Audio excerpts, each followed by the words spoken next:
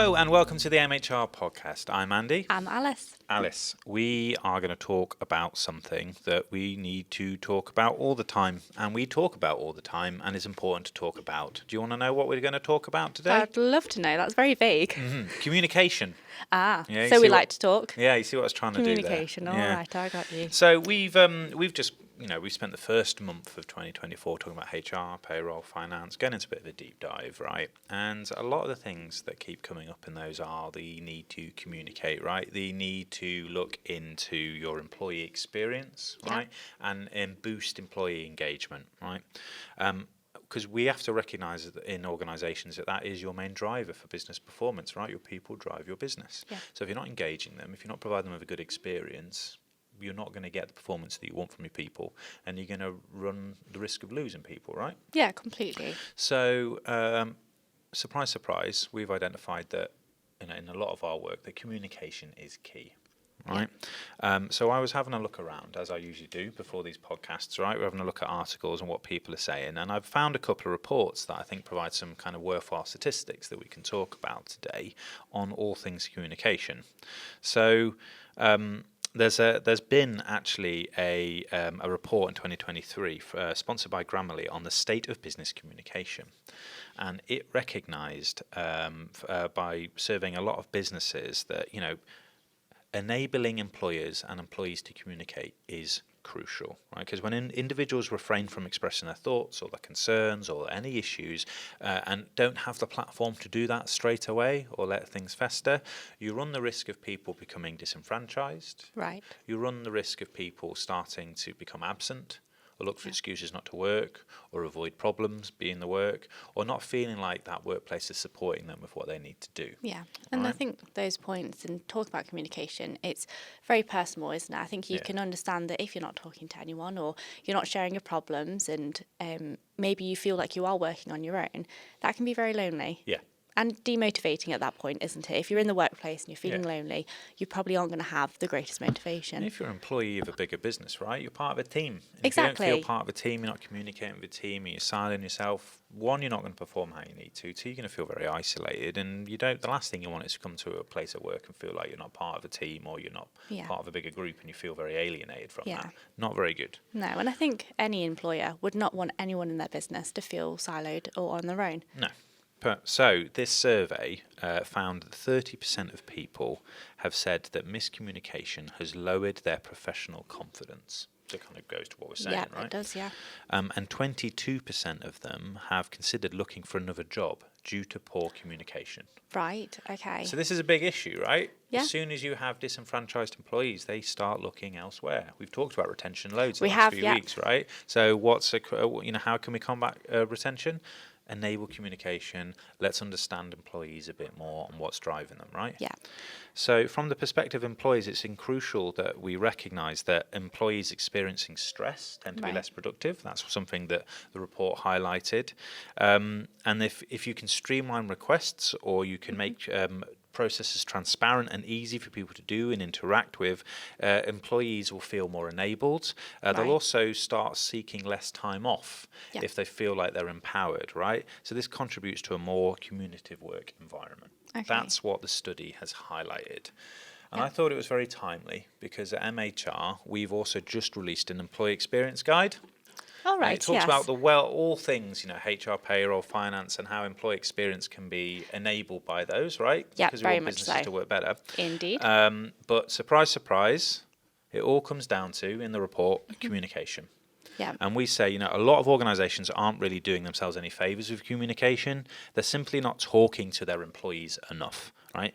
How can you have an effective system for well-being management if you don't know what well-being initiatives your employees value? Right. So firstly, we're already getting into that conversation of how can you create a better experience if you're not listening? Yeah. And then you can't act or talk to people. Like, it's got to be two-way. Exactly. So a positive way of communicating with employees is enabling a platform for you to hear their thoughts, their values, their needs, right? Yeah. And I think in 2024, it's quite shocking. Like you say, there were so many platforms, so many methods and ways of people communicating, sharing their thoughts, feelings. Yeah.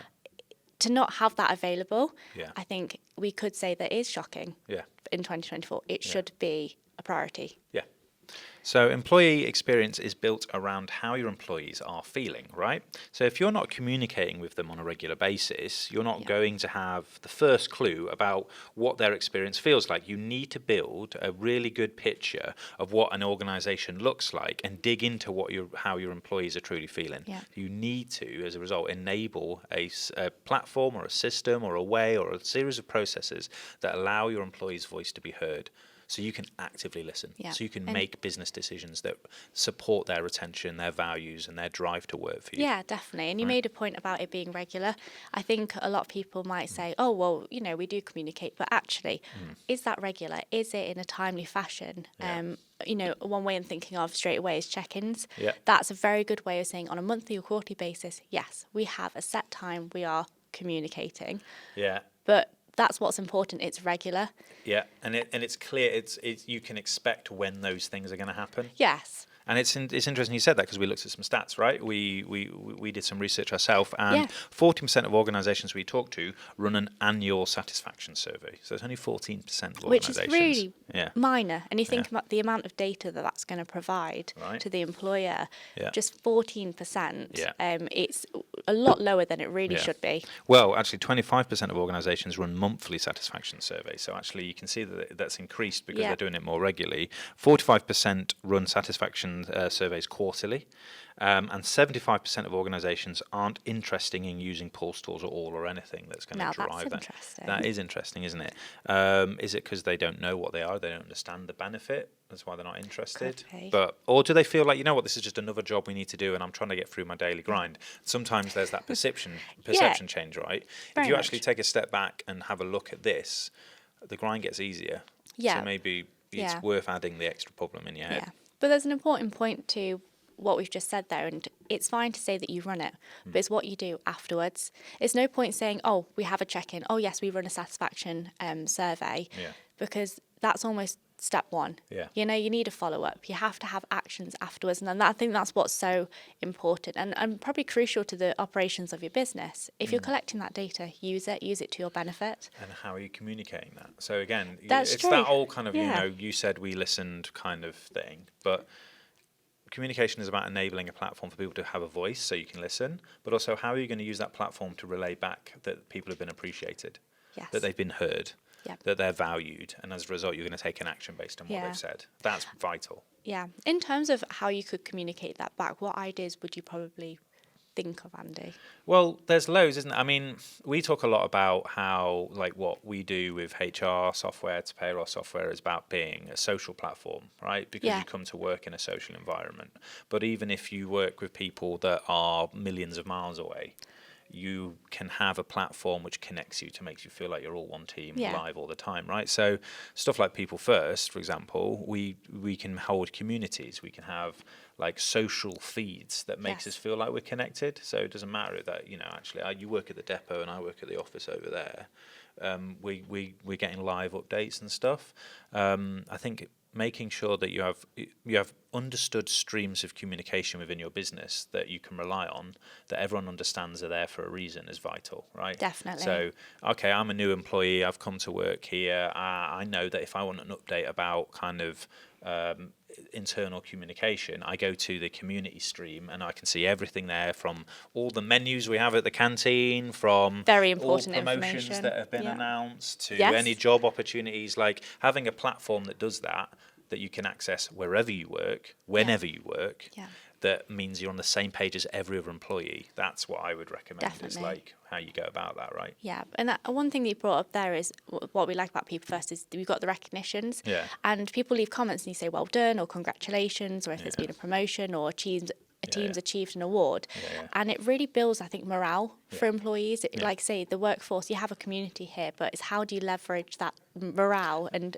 kind of get everyone involved. Some of the more kind of interesting interactions I think I'd have on a platform like that, right, is when actually I hear about someone I don't work with every day but I like, and I've seen around the work, and I've seen that then maybe they've got promoted or they've been recognised. I'm like, I like that, I want to engage with that. And then suddenly, like, there's a bridge here between maybe two different functions of a business that don't engage with each other, but suddenly like, oh, I understand what you do and what's going on in your world. This helps. Yeah. Right.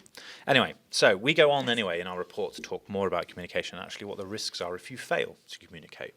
So Why aren't employees Why aren't employers talking to employees? Well, a lot of it comes down to putting up walls between employees and the employer. Right. So even if you are sending out satisfaction surveys, it doesn't mean they're being used effectively, which is exactly what you were getting onto Very earlier, much right? So those. That's a big concern. So even if you send out surveys and you get a response from all your employees, how do you actually know that their responses are truthful? If there is any fear of reprisal, why are they going to be like, well, I won't tell you that because I don't want you to find out. You'll know it's from me and you'll log that. Yeah. And people do think that, don't they, when they fill out a survey? Yeah. There is an apprehension about putting your name on it or and your I'm email. sure 9 times out of 10, anyone who does that is actually, they really want an honest response. But if Yeah. you're fearful of giving an honest response because you don't think it's going to go down well, you're not going to help the business and you're not going to be able to communicate properly. And I think that's important. I think be honest. Yeah. It needs to be said. Has to be, and then otherwise the survey's wrong, and then it's not going to help anyone. Yeah, we're just pleasing them for the sake of it. Look, if you've got a really controversial opinion and it's going to get you fired, be honest with it, right? At least you're going to go out with some honesty. Maybe don't do that. We'll see how that plays. Yeah. But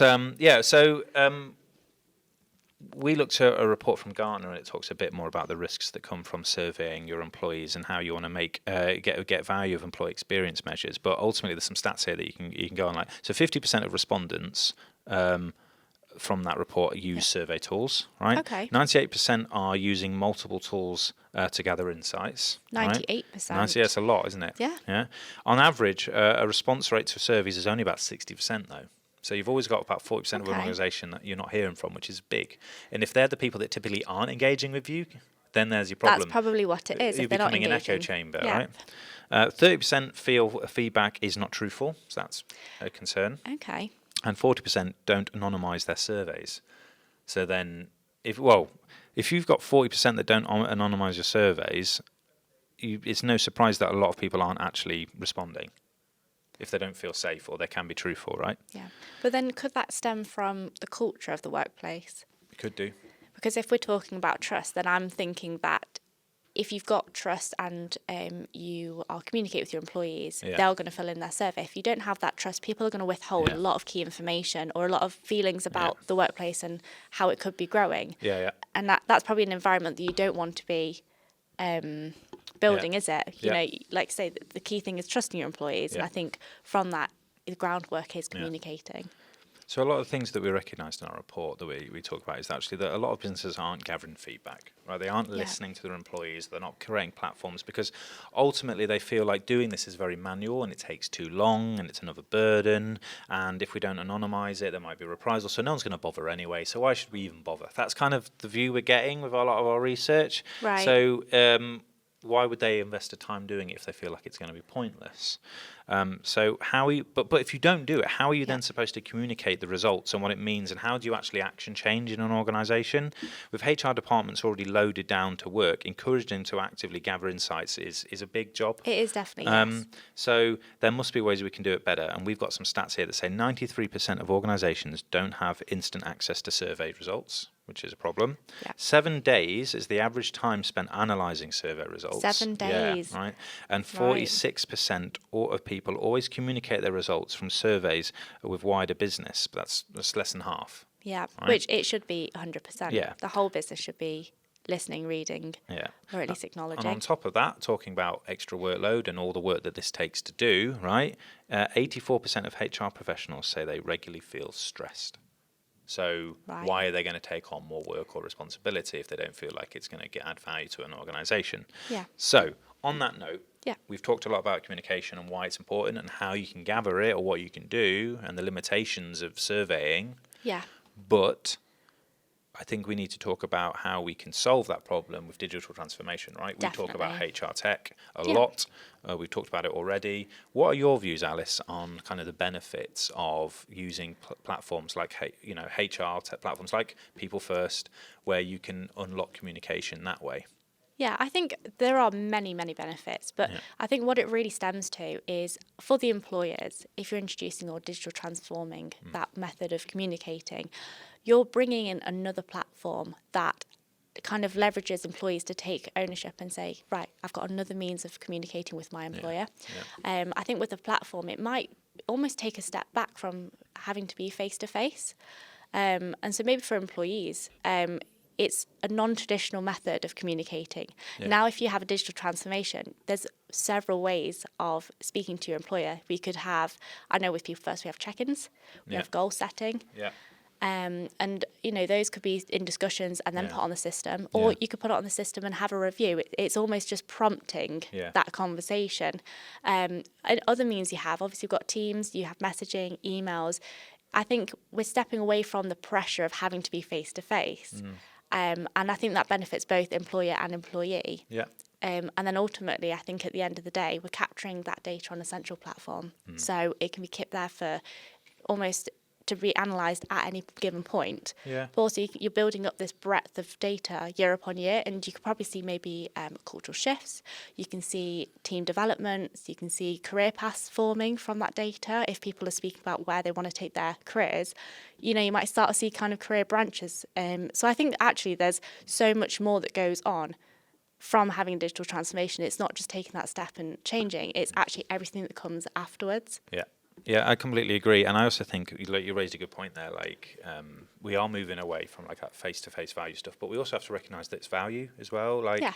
We have to recognise that meeting face-to-face still has a value. But so how can digital transformation, how can automated processes and platforms, right, support that engagement? And I think it can. I think with what we do with check-in notes and software stuff, go for people first. You can hold a face-to-face meeting, but it's giving you a template to fill in, so these things can be logged, so you can capture that data, but you can still then maybe have that interaction that you need with someone when you need to meet them face to face and go, look, I need to communicate with you in a certain way. Yeah. So it's about technology supporting those HR functions Completely. that already exist, because I think sometimes a lot of HR processes, the assumption is, oh no, I meet HR, I talk to HR, it's a human-to-human interaction. That can still be the case, but technology can support it. Technology can help you learn from it, and technology can help you make better business decisions based on the data you're capturing.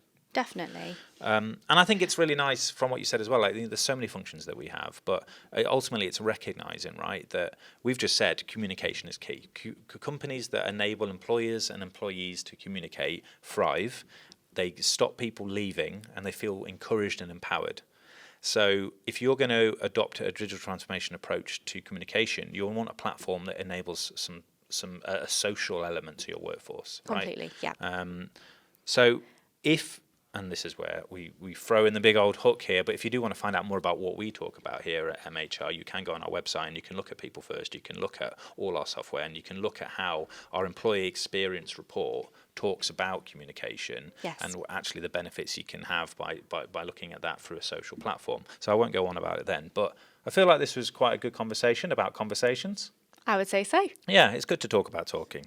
Definitely. I think we like to talk. We talk and like to talk about talking a lot, so it's good to talk about it. What you didn't realise how much Andy talks before we start the podcast. Yeah, I mean, this is only the last 20 minutes of a 4-hour session, isn't it? Oh, yeah, to my joy. Good. So if you like to talk, you like to listen to us talking, you can find out more of our episodes of us talking about talking or HR functions and payroll, or you can just go on our website and find out more about how benefits of talking can support a business from talking their way out of a problem.